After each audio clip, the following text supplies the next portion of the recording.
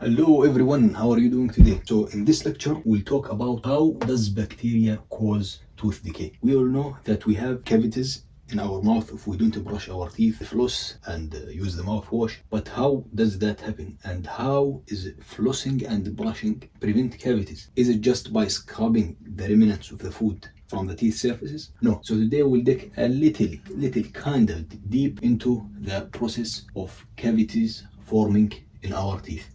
So first thing, we'll talk about the bacteria that causes our decay. So for cavities to happen inside your mouth, there is specific type of bacteria that lives inside your mouth. So this specific type of bacteria is called Streptococcus mute. Strep refers to in longer lines like this. So when multiple bacteria are aggregated in lines, this is called Streptococcus, means circular. So as we can see, this is circular bacteria and arranged in lines. And mutants refers to mutation, that the offspring is a little different than the parents. So of course there is so many types of bacteria. There is some bacteria that can transfer via droplets, via liquids, fecal, oral. There's bacteria that can withstand very high temperatures. There's bacteria that can live in the water, in the soil, in extremely cold temperatures, etc. And some other bacteria are fragile and can die very easily.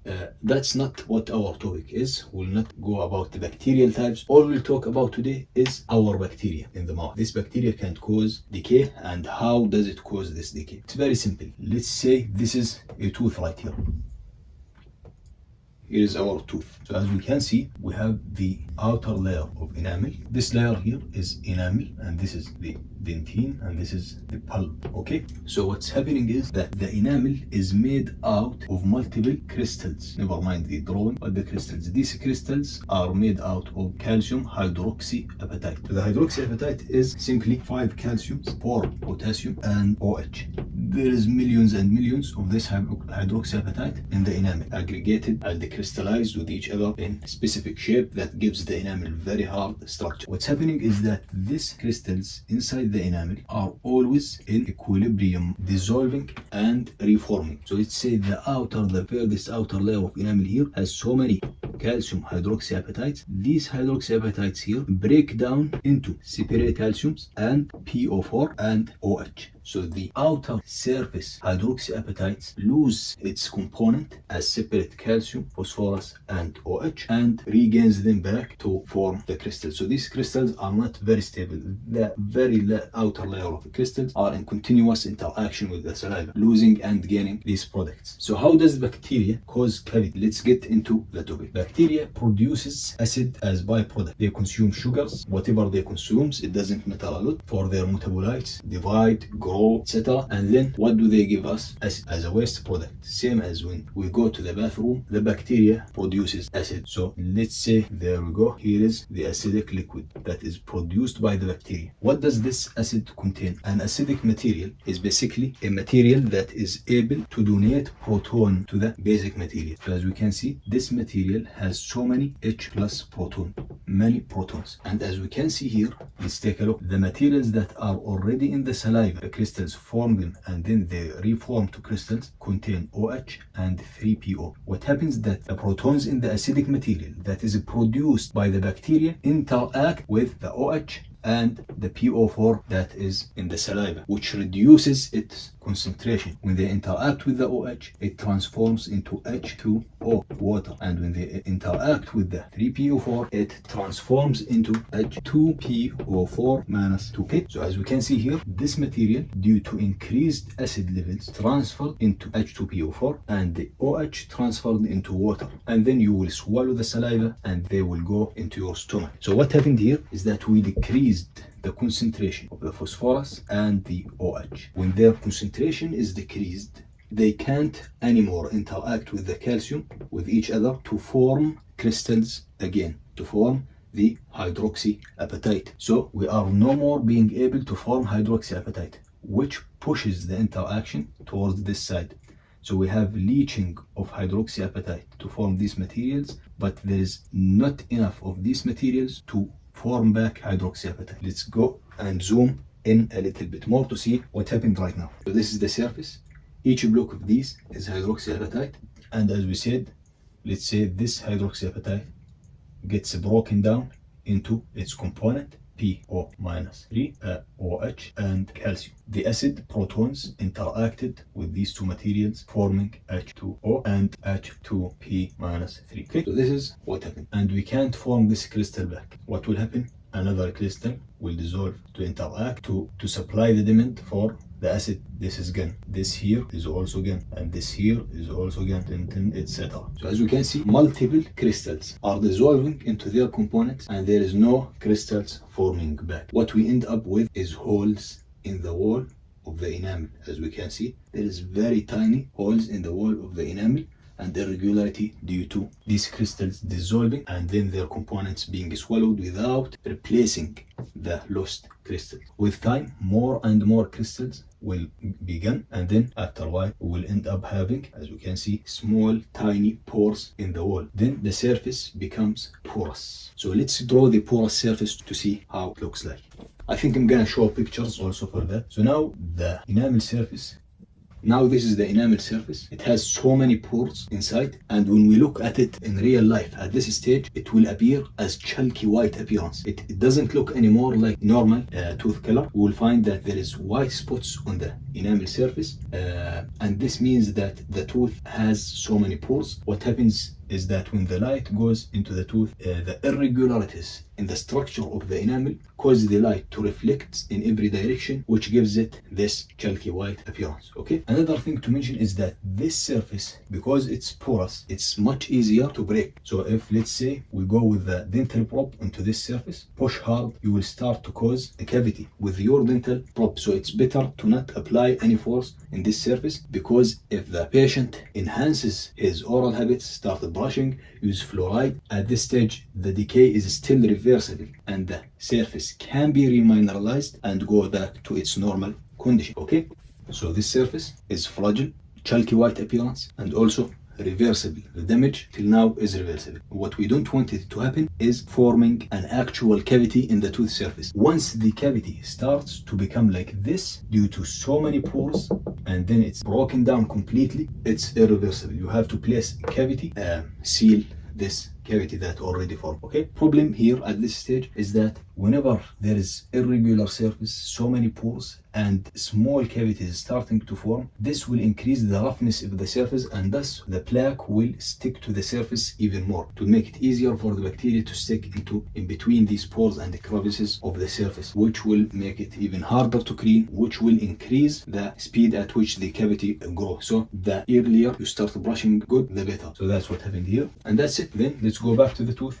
So here is our tooth surface again. Small cavity started to happen. Then, as we said, the surface is rough. Food gets stuck here, bacteria gets stuck here, and there is the dentine pulp. Caries gets stuck here, food gets stuck here. What happens? More acid, more leaching of the minerals. The cavity becomes more fragile and gets broken more and more and becomes bigger, then bigger, then bigger, until we reach the dentine. When we reach the dentine, here is when the pain starts. When we reach the dentine, we start to be able to feel the pain in our teeth, because the dentine contains so many tubules outside from the dental pulp towards the enamel surface, just like this. These tubules contain the odontogenic processes of the odontocytes. So there is a very dense layer of odontocytes at the surface of the chamber of the pulp from the inside, and all of these cells are producing their processes into the dental tubules. These processes can sense the fluctuation in the water. These tubules has water flowing in them. Once the tubules get exposed by cavities, now they are exposed to the outer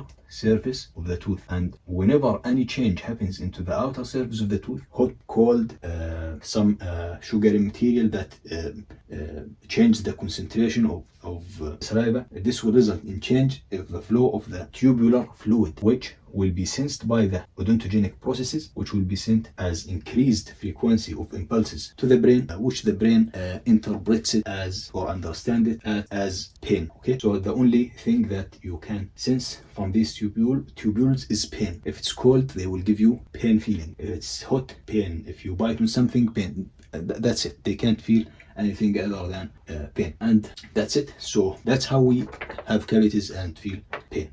So pain can happen only when the dentine is either exposed or we have very thin enamel. Of course, if the enamel is thick, some people has thick enamel, they are fortunate, they can bite an ice cream normally. Why? Because the enamel first doesn't have any tubules, and second is a thermal insulator, so enamel doesn't transfer heat. But if it is very thin, the heat can reach to the dentine even if there is no cavities, and that's why we feel pain when we drink cold or eat cold foods. And now to the last part. How do we prevent this from happening? How do we prevent this from happening? So very simple. We said acid causes the decay. So in order to reduce decay and prevent decay, we need to, 1, either kill the bacteria or decrease the concentration of bacteria. 2, strengthen the enamel. 3, starve the bacteria. So very easy. How can we decrease the concentration of the bacteria? Simply, bacteria sticks into the food, into the surface of the tooth as films called plaque. This plaque is formed by the bacteria. They produce many polysaccharides, etc., filaments, and stay inside it. Many types of bacteria like this. And this plaque, you can feel it in your teeth if you scratch it with a pick or something. Of course, if you don't brush very well, you will find some plaque in your teeth. So this plaque, we can simply remove it mechanically. We get the toothbrush, brush our teeth, and the plaque is gone. And if we remove the plaque, the bacteria has to go again from zero to form the plaque layer, then stick to the teeth, and then start to produce the acid and cause decay. So this is number 1. If we remove the plaque, we will slow the bacteria down very effectively. Only mechanically, by bringing only toothbrush without any toothpaste, this can reduce the progress of cavity. The second thing, starve the bacteria. Simply don't eat sugars, don't eat carbohydrates, eat it less and less frequently. We eat sugars only with the main meals, breakfast, lunch, dinner. This will decrease the amount of time that the bacteria will produce acid, which will decrease the leaching of the hydroxyapatite, which will decrease the cavity progress. So by simply just not giving the bacteria the food they want all the time, they need very small amounts to start producing the acid.